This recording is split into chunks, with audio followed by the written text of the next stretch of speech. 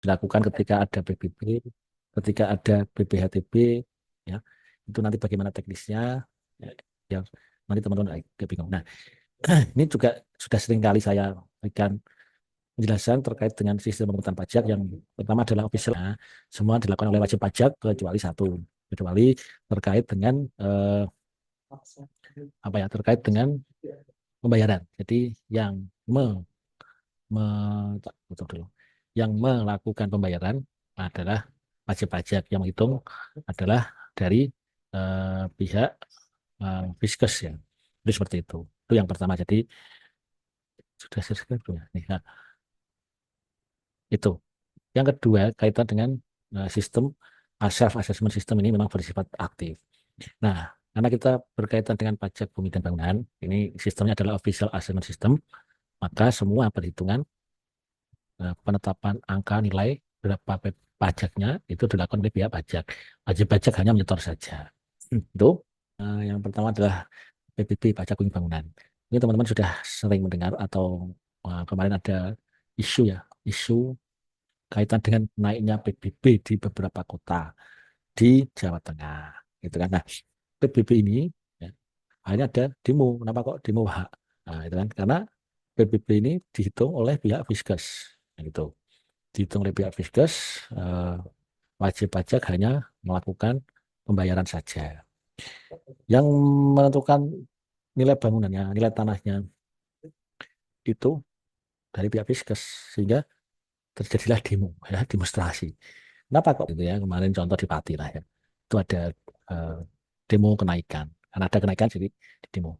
Jadi, penentuan tiap nilai jual objek pajak atau NJOP itu tergantung dari wilayah masing-masing. Jadi tidak bisa disamakan. Oh, per meter di Semarang tanah NJOP-nya 2 juta misalnya di Pati, eh, bisa di bawahnya bisa di atas. Seperti itu gambarnya. Nah, beberapa istilah bumi, bangunan, bumi, tanah. Ya kan? Bangunan berarti konstruksi yang berdiri di atas tanah tersebut. Kemudian ada istilah NJOP, nilai jual objek pajak. Jadi nilai kalau di situ ada rumah kan berarti ada objek tanah berapa, nilai jual objek bangunan itu berapa. Kemudian ada NJOP TKP. Ini sama kayak seperti PTKP ya, penghasilan tidak kena pajak. Jadi NJOP TKP adalah nilai jual objek pajak tidak kena pajak. Itu artinya tanah yang nilainya kurang dari 10 juta tidak usah bayar PBB. Gambarannya seperti itu. Kemudian NJOPKP, nilai jual objek pajak kena pajak. Ini beberapa istilah. Jadi kalau gambarnya NJOP itu yang menentukan pihak Fiskes, kemudian NJOPTKP juga sama. Nah, setelah dikurangi ketemu JOPKP, nilai jual objek pajak kena pajak. Kemudian istilah lagi SPPT. SPPT itu surat pemberitahuan pajak terutama. Biasanya warnanya oranye ya. Oranye kalau teman-teman mungkin apa waktu membayar PBB atau orang tuanya itu atau saudaranya berapa nilainya. Nah, itu ada di SPPT, surat pemberitahuan pajak terutama. Nah, taruhnya berpersen kali NJOP-KP. Bukan NJOP, tapi NJOP-KP. Setelah dikurangi dengan NJOP-TKP. Apabila nilai NJOP rumah tanah atau tanah saja, tanah dan bangunan saja, atau tanah saja atau tanah dan bangunan, sampai dengan 1 miliar. Jadi 1 miliar ke bawah itu masih tarifnya 0,1, 0,2. Contoh soal langsung aja. Ini Pak Sonep punya tanah bangunan dan ada taman. Jadi taman juga dihitung. Tamannya mungkin taman mewah ya. Ya, jadi eh, di dalamnya itu ada memang ada tanah, tapi ada bangunan apa tanah ya, taman ya, taman itu dibangun. Nah, dihitung. Ya, ingat yang menentukan adalah pihak Fiskes, bukan PP. Tanah nilainya 800 apa sorry luasnya 800 meter persegi, per meternya 2 juta, berarti kan 2 juta kali 800. Kemudian tanahnya 200 ini dikalikan per meter masing-masing. Nah, NJOP tersebut, NJOP TKP di daerah tersebut 10 juta. Ini tanya, itulah PBB-nya. Nah, NJOP-nya berapa tanah? 800 kali 2 juta. Kemudian bangunan itu 400 kali 3 juta. Kemudian taman 2 kalau di total 3 juta 100. Pertanyaannya, nah, NJOP-nya di atas 0,1, di atas 1 miliar apa di bawah 1 miliar? Di atas, berarti kenanya nanti 0,2%. Nah, setelah NJOP seperti di atas tadi saya sampaikan, NJOP dikurangi NJOP TKP dikurangi 10 juta, ketemu 3 miliar 90 juta. Kemudian PBB-nya berapa? 0,2% kali 3.090.000.000 ketemu 6.180.000. Dan ini dibayar 1 tahun sekali ya. Ini kita kasih keterangan. Ingat, kemudian Ibu Sumiati memiliki rumah Jalan Kudus Dawe ya.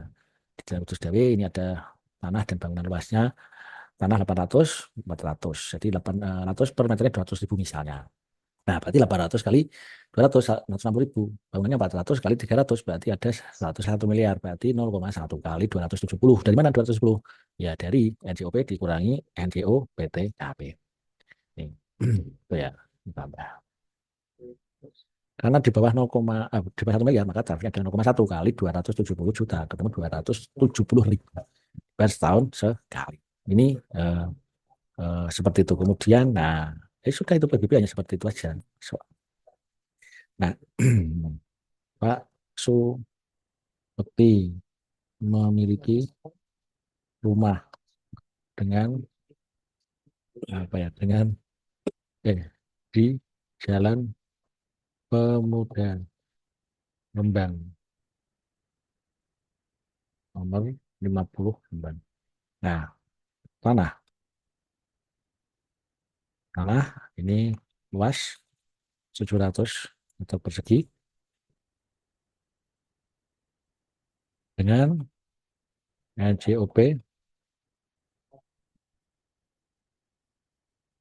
350 juta.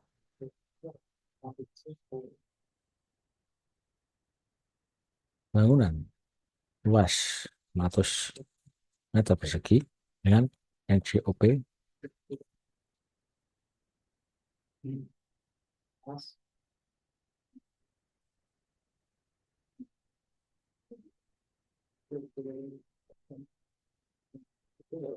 ratus lima puluh ribu ya. Oh, 150 juta. NJOP TKP daerah Rembang misalnya 12 juta. Itulah PBB-nya. Yuk, monggo silakan kalau ada ketemu jawabannya atau ada yang mau jawab langsung silakan.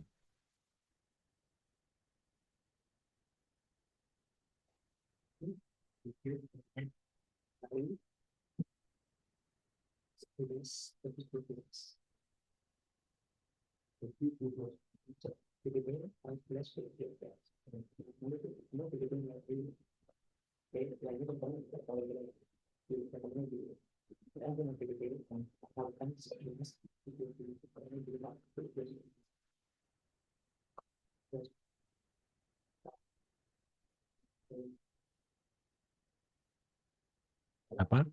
Bisa kasih waktu berapa menit? 2 menit ya, 2 menit.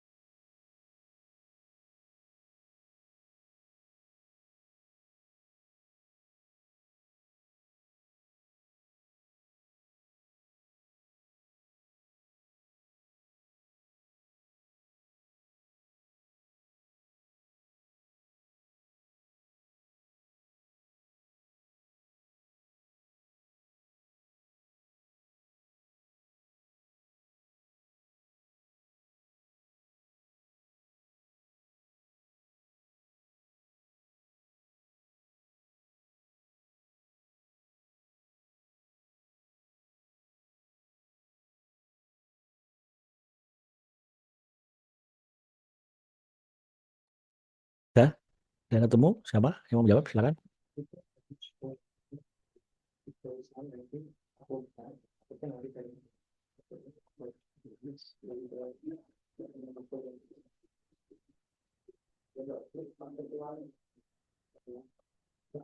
Yuk, yang mau jawab? Apa? Mbak siapa? Monggo. Mbak Indah, Mbak Indah Lestari. Terus siapa? Monggo.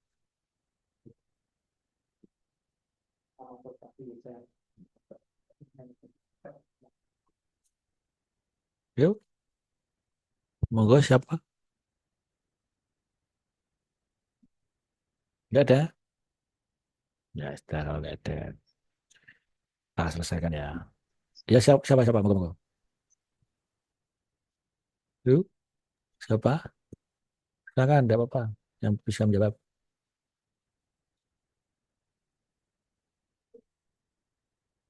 Tidak ada. Tidak apa-apa, salah, tidak masalah. Bagaimana? Nama kita apa? Itu? COP. COP dulu. COP tanah. Berapa COP tanah? 350 juta. Itu kan langsung tahu ya. Oke. Terus NCOP bangunan 150 ya. Oke. Iya, Pak. Total NCOP 100 ya. Terus setelah itu NJOP dikurangi NJOP TKP. ini kan ya 12 juta ya tadi ya.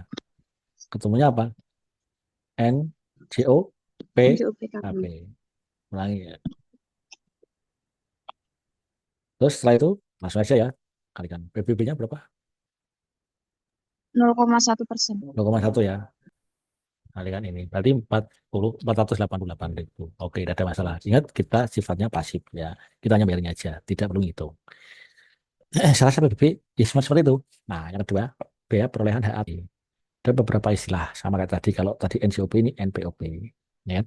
Nilai perolehan objek pajak. Jadi kalau BPATP itu kalau kita beli dapat tanah dan bangunan dengan pembelian, maka kita harus membayar BPHTP warisan. Nah, ada beberapa istilah NPOP, NOPT, NOPTKP, NPOPKP. Apa NPO kalau tadi NCOPTKP ini ada NPOPTKP ditentukan dari mana? Apabila transaksi penjualan berarti NPOPKP-nya NPOPTKP warisan itu NPOPTKP-nya 300 juta. Nah, apabila objek ini diperoleh dari warisan maka digunakan nilai wajar. Maksudnya apa? Kalau jual beli kan jelas. Saya beli dari eh, misalkan saya beli dari Mbak Asifa misalkan. Nah, atau Mbak Fadila. Nah, saya beli dari Mbak Fadila, pembeliannya misal ya, harga pembeliannya saya beli 300 juta, oh, udah jelas. Tapi kalau itu dapat hibah, kan tidak ada nilainya di situ. Maksudnya nilai-nilai transaksinya tidak ada. Maka dipakai adalah nilai wajar. Nilai wajar, Pak, apakah harus menggunakan appraisal? Tidak usah. Tapi ya, kalau di prakteknya ya, nilai NCOP berapa? NCOP ya, NCOP berapa? Kalau itu misal ya, NCOP tanahnya 100 juta. Misal, NCOP bangunannya di situ 175. Berarti kan total 275. Nah, kita bikin 300 juga tidak masalah. Itu seperti itu. Karena ketika kita ada transaksi atau berkaitan dengan BPATP, kita akan apa namanya, menggunakan jasa pihak lain. Contohnya siapa? Jasanya notaris misalnya atau dari PPAT ya, pejabat pembuat tanahnya kan melibatkan pihak itu. Nah, biasanya sudah bisa dihitungkan. Oh ini dapat hibah. NJP-nya berapa? Oh 270 Pak. Oh ya sudah berarti nanti NPOP-nya berapa nilai perolehan objek pajak. Oh nilai perolehannya anggapnya 300. Nah 300 kali 300 ya no, nggak bisa bayar. Seperti itu gambarannya. Berarti ada apa ya? Ada perbandingan dengan misalkan tadi saya beli dari Mbak Fadila 300 juta ya sudah berarti nilainya 300 seperti itu. Nah, tarifnya berapa? 5% dari NPOP. Jadi NPOPKP ya. NPOP dikurangi NPOPTKP ketemu NPOPKP. Oke. Contoh, Andi membeli rumah. Tadi membeli sudah jelas harganya 400 juta. Dibandingkan, ya dibandingkan NJP tanahnya tuh 200, ya NJP bangunnya 250. Seperti itu.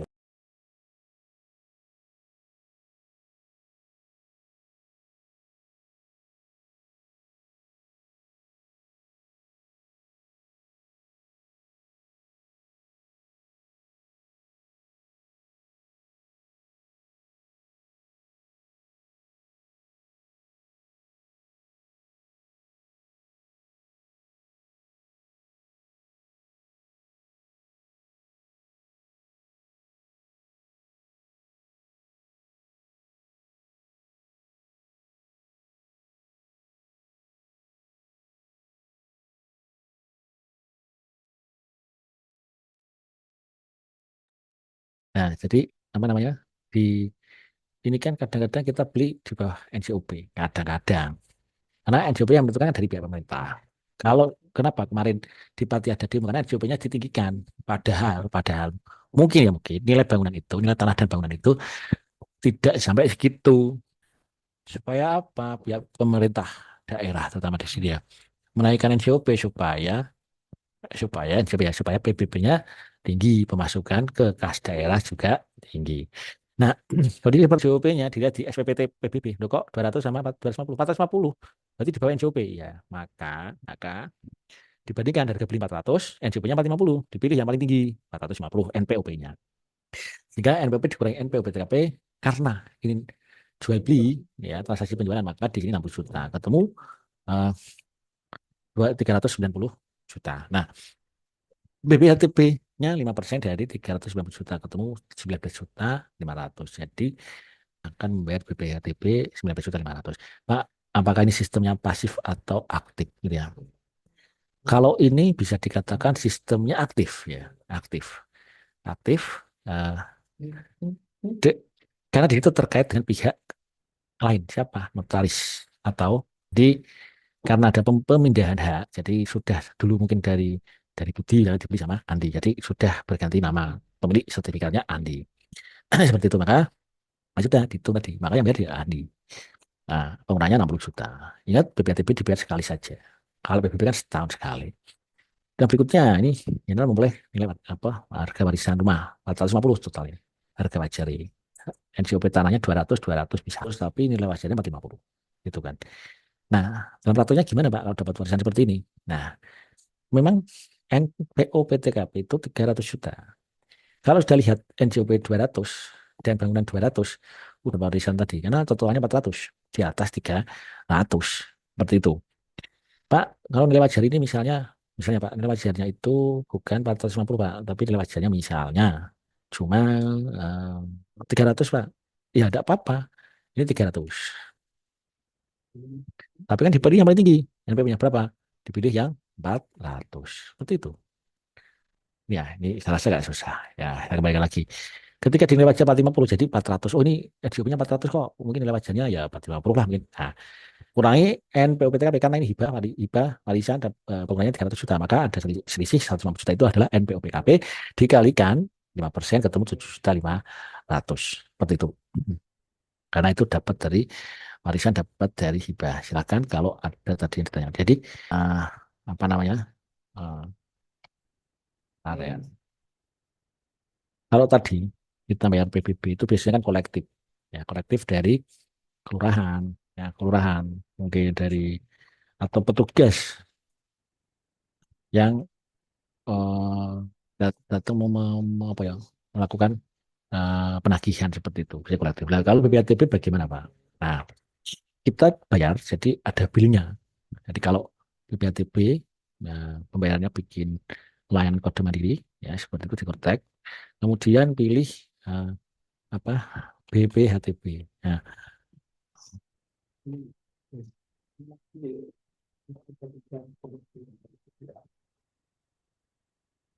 kalau kalau lewat Vortex itu nanti kita cari ya coba ya apa namanya.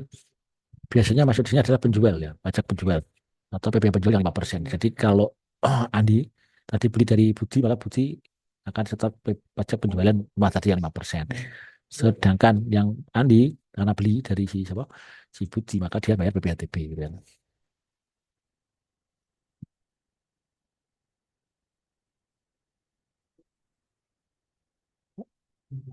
Nah, ini sepertinya kalau di kontrak tidak ada. Jadi biasanya yang ada hanya penjualan pajak penjual, ya pajak penjual. Nanti mungkin masuk di yang pajak daerah, ya pajak daerah.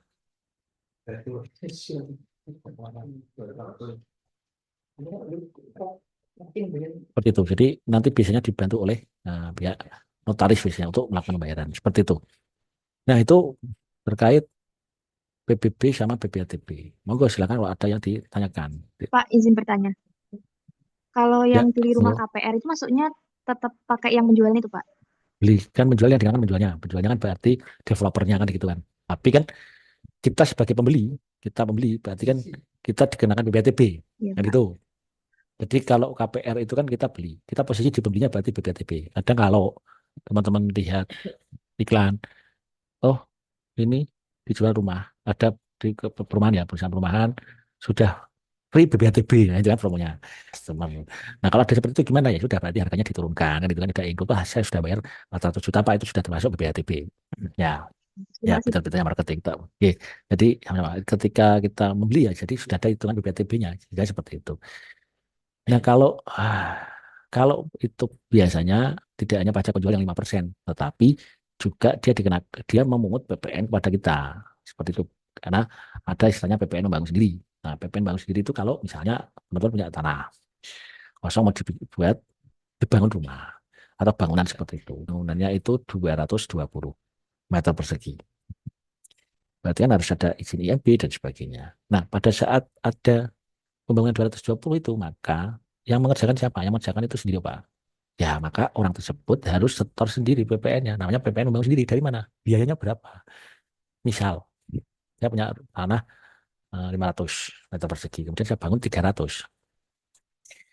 Di bangun sendiri, saya izin dulu IMB dan sebagainya. Ternyata ya, kan, sudah lebih dari 200. Maka saya harus membayar PPN bangun sendiri. Misalnya rumah itu selesai dalam waktu 4 bulan.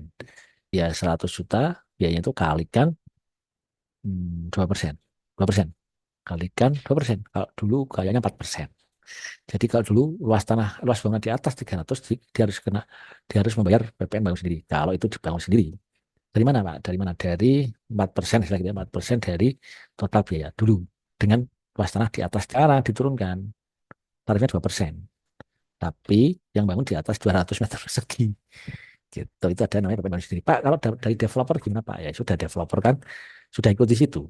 Kita sudah bayar PPN. Mana? Lewat siapa? Lewat lapangan seperti itu. Nah, kembali kalau kita beli di developer, kalau ada rumah subsidi selanjutnya, rumah subsidi itu kan dibebaskan dari PPN-nya. Jadi satu yang jelas tidak dipungut PPN oleh developer adalah pemerintah. Nah, itu namanya subsidi. Nah, kalau kalau kalau apa namanya itu nggak subsidi gimana Pak? Ya kita biasanya nggak subsidi kan mahal. Nah itu satu karena ada PPN di itu, gitu kan. Kemudian BPHTB kadang-kadang terima bersih aja. Ini rumah jual berapa? Oh, sama developer dijual 600 juta. Itu kan dia. Berapa harga rumahnya yang sebenarnya, PPN-nya berapa, kemudian BPHTB-nya berapa. Itu. Itu seperti itu. Nah, kita di posisi pembeli. Biasanya tinggal terima bersih namanya pembeli kan enak aja. Dia punya uang masa dia harus apa namanya kan BPHTB sekian sudah tinggal tinggal bayar saja. KPR Pak ya sama. KPR itu kan urusannya dengan pihak perbankan. Jadi developer atau pengembang itu kan menyediakan. Enggak ada rumah. Saya mau beli. Oh, yang beli Pak Fadilah. Nah, karena yang beli Pak Fadilah belum punya uang sebesar tadi harga rumah. Akhirnya apa? Penggunaan pihak ketiga. Namanya kredit kepemilikan rumah. Berarti urusannya Pak Fadilah sama siapa? Ya sudah sama pihak perbankan atau pembiayaan. Dari pihak bank tadi akan bayar kepada siapa sih? Si developer. Termasuk ini loh rencana PPN-nya sekian, BPHTB-nya sekian. Karena saya sudah terima bersih gitu kan. Nggak bayar BPHTB lagi. Nah, nilainya berapa? Oh, misalnya 600 sudah menurut semua. Maka saya berhutang sama sejumlah tadi yang dibayarkan. Sehingga saya akan melakukan angsuran yang angsur kepada pihak perbankan tersebut gitu. Tetapi BPHTB tetap walaupun KPR itu kan sistemnya saja. Saya membayar tapi nyicil gitu kan karena masa saya belum cukup. Seperti itu ya, Pak. Nah, ini bagus pertanyaannya. Monggo silakan kalau ada yang lain lagi. Mau tanya lagi juga gak masalah. Monggo.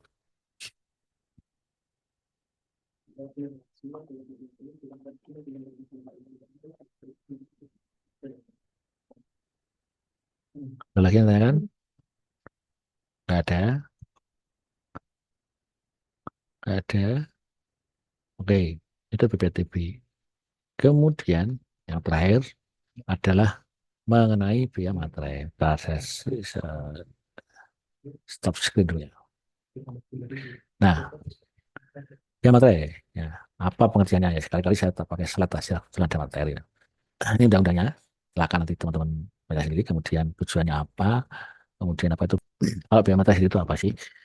Biaya materi adalah pajak yang dikenakan atas dokumen. Ya, kalau teman-teman biasanya ke kantor pos, ya ke kantor pos itu kita beli materai. Atau teman-teman disuruh legalisir. Legalisir apa? Dokumen. Misal dokumen tentang untuk terkait dengan catatan harian penjualan. Nah, itu mau dilegalisir. Nah, catatan buka, nah itu jadikan sebagai alat bukti. Terus bagaimana Pak caranya? Ya sudah, berarti caranya dibawa ke kantor pos nanti bilang akan dilegalisir seperti itu. Nah, dari legalisir itu kita disuruh bayar biaya materai. Misal teman-teman mau mengajukan 3 bukti. Bukti penjualan, bukti pembelian, ya catatan itu ya, buku batin. Nah, itu mau dilegalisir Pak. Ya berarti tiga-tiganya itu dibawa ke kantor pos. Nanti akan distempel, diberikan materai. Cukup kita bayar satu materai itu. Pak, apakah per lembar? Tidak. Ya sudah satu buku itu. Misalnya di sebesar ya tadi 10.000. Itu seperti itu. Nah, yang tadi dikenakan satu kali untuk setiap dokumen. Nah, kemudian objeknya siapa? Ya, biaya materai dikenakan atas dokumen yang dibuat sekaligus seperti itu ya. Dokumen yang digunakan sebagai alat bukti di pengadilan. Nah, tadi saya sampaikan. Siapa surat perjanjian, surat keterangan, atau notaris, ya, dan seterusnya. Kemudian kalau undang-undang lama ya, 45. Ini di atas 250 itu, nah sekarang di atas 5 juta gitu ya. Tarif biaya materai 10.000 ya, yang tidak dikenakan nanti silakan teman-teman baca sendiri. Kemudian satu utang biaya materai, kemudian ya tadi sesuai pajak biaya materai yang terutang, biaya materai yang terutang pada dokumen berupa materai tempel, nah, itu bisa. Ini kita sering lihat materai elektronik, materai dalam bentuk lain. Ada status pajak kalau kita membayar biaya materai. Materai tempel seperti ini, kemudian materai elektronik sekarang sudah ada, materai dalam bentuk lain. Ini contoh tapi yang saya sering temui ya tempel sama elektronik. Kemudian eh, material kemudian ini dokumen yang apa namanya yang biaya materialnya tidak atau kurang dibayar, dokumen digunakan sebagai alat bukti pengadilan. Nah, ini pematerai kemudian misalnya tadi seperti itu. Lanjut, apa namanya, biaya material yang terutang menjadi kadaluarsa setelah jangka waktu 5 tahun. Nah, ya. Eh, jadi kalau kita belum bayar biaya material ya tahun berapa 2020 misalnya ya bisa dibayar ya. 2020 seperti itu, kemudian peralihan ketentuan peralihan seperti itu. Itu tadi terkait dengan PBB, PBATB, dan juga biaya material. Monggo kalau ada pertanyaan atau diskusi, silahkan. Ada? Nggak ada? Ada? Oke. Kalau tidak ada, saya kembalikan lagi ke Pak Maya. Makasih.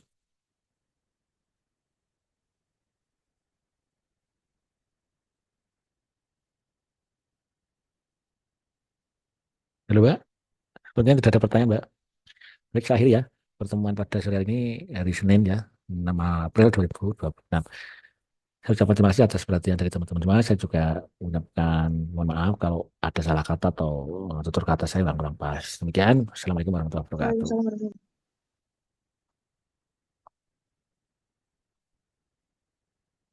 Suaranya nggak terdengar, Pak.